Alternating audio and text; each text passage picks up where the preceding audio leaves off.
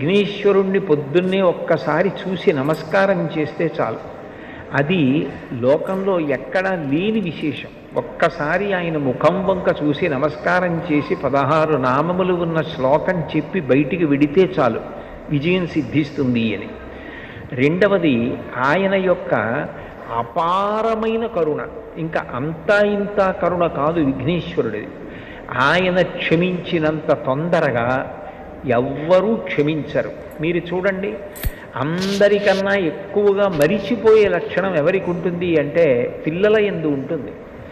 మీరు పిల్లలు అనేటప్పటికీ ఒక విషయం జ్ఞాపకానికి తెచ్చుకోవచ్చు.